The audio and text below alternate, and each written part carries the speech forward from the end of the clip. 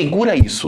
O Getúlio Vargas foi derrubado por uma ditadura que ele mesmo comandava, voltou ao poder pela democracia e morreu no centro de uma crise política que quase explodiu o país antes de 1964. E a pergunta de hoje é: o Vargas voltou pelo voto para salvar o Brasil ou para enfrentar a crise que ele mesmo ajudou a criar? Eu sou Augusto Silva, professor de História, e este é o Viagens na História. E antes da gente entrar nessa história que mistura petróleo, salário mínimo, imprensa, militares, atentado e carta-testamento, se inscreve no canal. Muita gente assiste, aprende, comenta, mas ainda não é inscrita. Aí complica a minha república aqui, viajante. E comenta a palavra-chave, catete, porque o Palácio do Catete vai ser quase um personagem desse vídeo. É ali que o poder se concentra, é ali que a crise aperta, é ali que a história vira tragédia.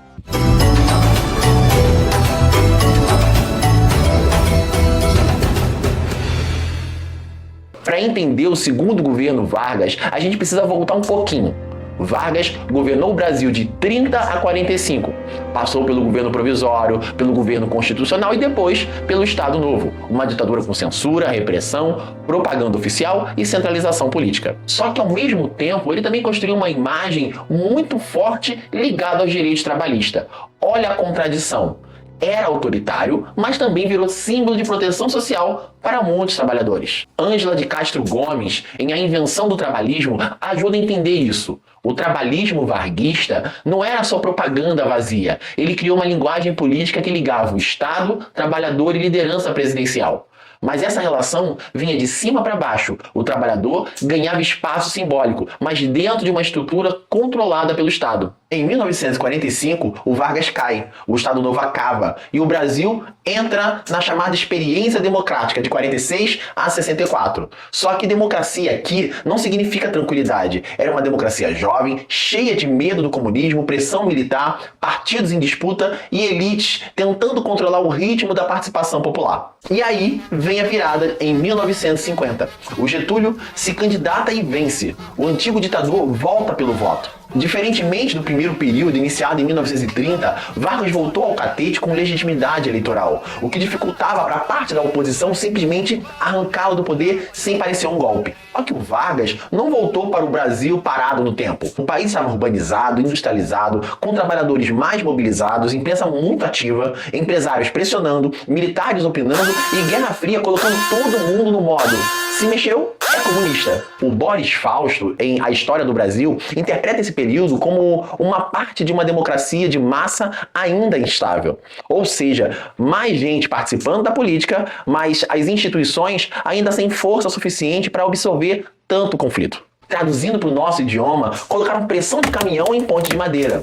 Vargas chega prometendo desenvolvimento, nacionalismo econômico e proteção ao trabalhador. Só que ele tenta fazer uma coisa muito difícil: agradar trabalhadores, industriais, militares, nacionalistas, investidores estrangeiros e setores conservadores ao mesmo tempo. Spoiler histórico: quando você tenta agradar todo mundo, geralmente você consegue irritar todo mundo com método. O primeiro grande eixo do governo é o nacional desenvolvimentismo. O Vargas defendia que o Estado precisava comandar áreas estratégicas para industrializar o Brasil. Então, energia, petróleo, infraestrutura, indústria de base, não era só orgulho nacional, era uma visão de desenvolvimento. Sem controlar setores estratégicos, o país continuaria dependente. E aqui entra uma das maiores disputas do período: o petróleo. A campanha O Petróleo é Nosso mobilizou estudantes, militares, nacionalistas, trabalhadores, intelectuais e setores da sociedade que defendiam o controle nacional sobre a exploração petrolífera.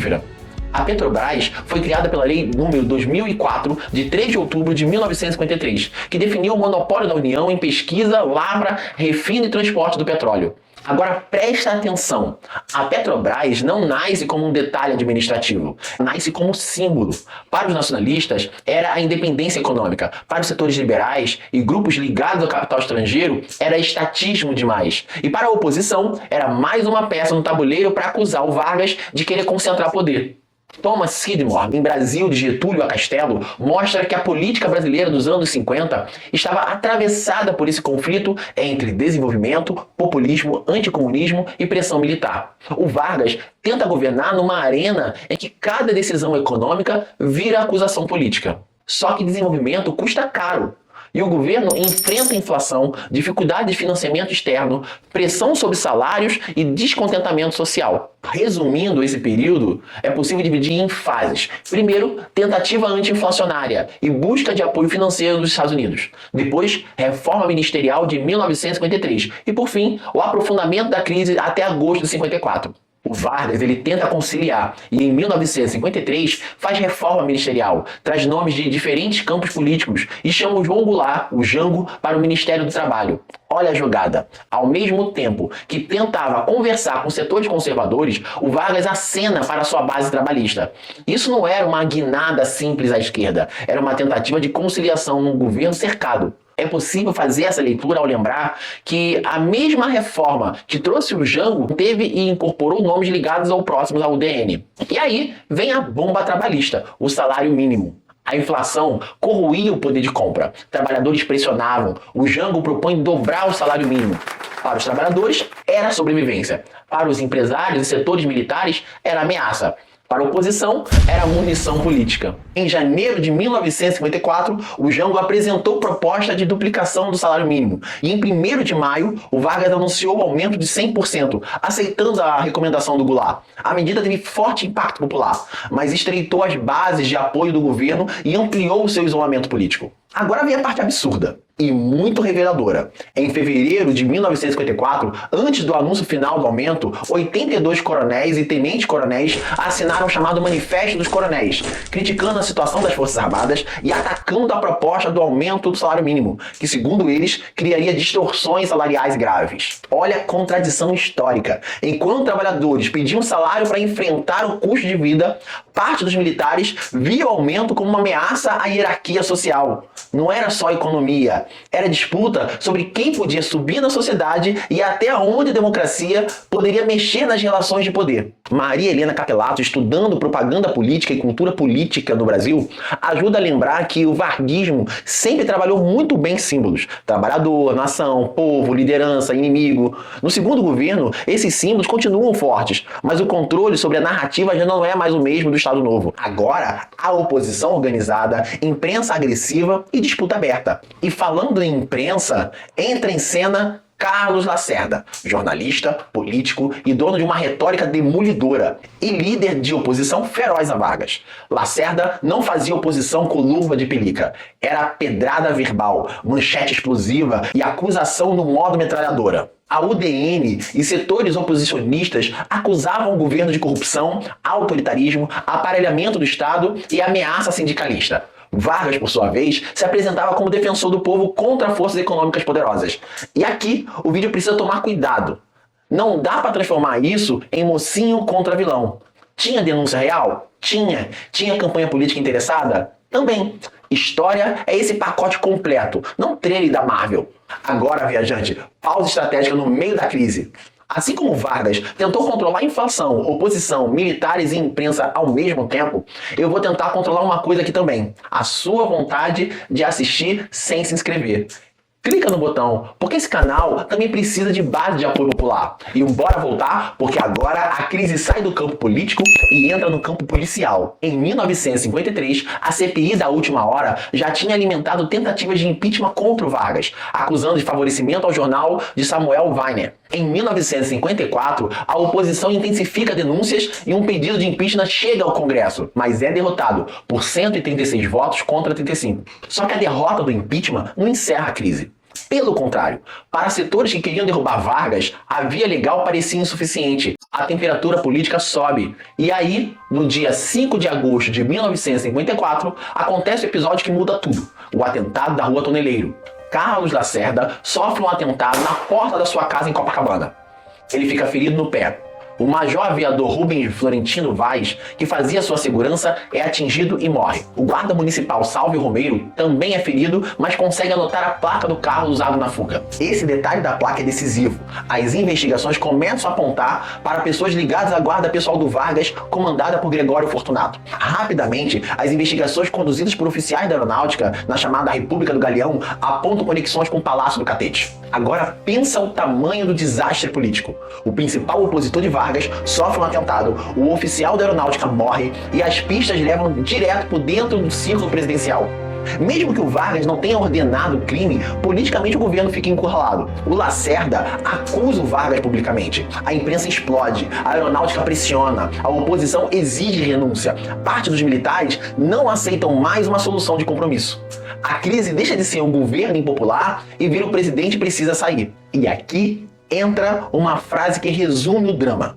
Vargas tinha voltado pelo voto, mas os seus adversários agora queriam encurtar o mandato. A legitimidade das urnas constrangia parte da oposição a buscar meios legais, como o impeachment ou a pressão pela renúncia, como forma de pacificar o país. No dia 23 e 24 de agosto, Vargas reúne o ministério. A solução discutida é uma licença temporária até o fim das investigações, mas a pressão militar endurece. Licença não basta. Ou renúncia ou seria deposto. O cerco se fecha. O Vargas declara que não renunciaria. E na manhã de 24 de agosto de 54, no Palácio do Catete, o Getúlio Vargas se suicida com um tiro no peito. Registros do horário aproximado de 8h30 associam o gesto à frase que ficou no imaginário político. Se quisessem depô-lo, encontrariam seu cadáver. Mas o Vargas não deixa só um corpo. Ele deixa uma carta. E a carta testamento é uma peça política fortíssima, galera. Nela, Vargas se apresenta como vítima de forças nacionais e estrangeiras, como defensor do povo e como alguém que transforma a própria morte em um ato político. A frase mais famosa aparece no fim: "Saio da vida para entrar na história". Essa frase, na carta testamento divulgada após a morte, é preservada em versões documentais. E aí acontece a virada final. A morte do Vargas desorganiza seus adversários. A comoção popular explode, multidões vão às ruas, jornais que eram contra o Vargas são atacados. A figura do Vargas, que estava acuada, volta como um mito político. Morto, ele se torna mais poderoso simbolicamente do que estava vivo nos últimos dias do governo. O José Murilo de Carvalho, em A Cidadania no Brasil, ajuda a pensar essa contradição. Direitos sociais no Brasil muitas vezes avançaram ligados ao Estado e à liderança política, não necessariamente a uma cidadania plena, autônoma e participativa. O Vargas encarnava exatamente essa ambiguidade. Ampliou direitos, mas dentro de uma cultura política marcada por tutela, centralização e por personalismo. E a consequência não termina em 54. O suicídio do Vargas adiu uma ruptura mais grave naquele momento, mas não resolve o problema estrutural. A dificuldade das elites políticas, de setores militares e de grupos econômicos em aceitar plenamente governos populares quando suas políticas mexem em salário, soberania nacional e participação social. O vice Café Filho assume. Depois vem novas crises, tentativas de impedir posse, tensão militar, JK, Jânio, Jango e 10 anos depois, o golpe de 64. Não é que 54 causou 64 de forma automática. História não é dominó preguiçoso, mas 54 mostra um padrão. Quando a disputa social cresce, parte dos atores políticos começam a tratar mandato eleito como um problema a ser removido. Então, respondendo à pergunta mãe, Vargas voltou pelo voto para salvar o Brasil ou para enfrentar a crise que ele mesmo ajudou a criar? A resposta é as duas coisas. E é por isso que essa história é tão poderosa. Ele voltou como um projeto nacionalista real, com base popular real, com políticas que marcaram o país. Mas voltou também carregando o peso do autoritarismo anterior, do personalismo político, das alianças contraditórias e de um modelo que dependia muito da figura dele para funcionar. O Vargas ele não cabe numa caixinha. Não foi santo, mas também não foi demônio. Foi um líder central da história brasileira, capaz de ampliar direitos e restringir liberdades, de falar em povo e controlar sindicatos, de defender soberania e governar cercado por acordos, crises e ambiguidades. O segundo governo Vargas é uma aula sobre o Brasil. Desenvolvimento não é neutro, salário não é só número, imprensa não é só informação, militares não são só quartel, e o petróleo não é só combustível. A democracia não sobrevive só com eleição. Democracia precisa aceitar conflito sem transformar toda a crise em pretexto para derrubar o jogo. E talvez seja por isso que a Carta Testamento ainda mexe tanto com a memória política brasileira. Porque ela transforma uma derrota em narrativa, transforma um governo em legado e transforma o Palácio do Catete num palco onde o Brasil viu, de uma vez só, democracia, crise, poder, povo e tragédia. Se esse vídeo te ajudou a entender Vargas para além do meme, da idolatria ou do ódio automático, se inscreve no canal e deixa o like e compartilha com aquele amigo que acha que história é só decorar a data. Aqui a gente decora o mínimo e entende o máximo. E se você quiser fortalecer o Viagem na História, a chave Pix do canal tá na descrição do vídeo e também você pode clicar no Valeu Demais que aparece aqui embaixo. Qualquer apoio ajuda a manter a pesquisa, edição, roteiro, capa e essa nossa tentativa humilde de impedir que a história vire zap sem fonte. Não se esquece também da palavra de hoje, catete, aqui embaixo, porque esse vídeo começou e terminou nesse símbolo do poder brasileiro. Obrigado, viajante. Eu sou Augusto Silva, professor de História, e a gente se encontra na próxima viagem.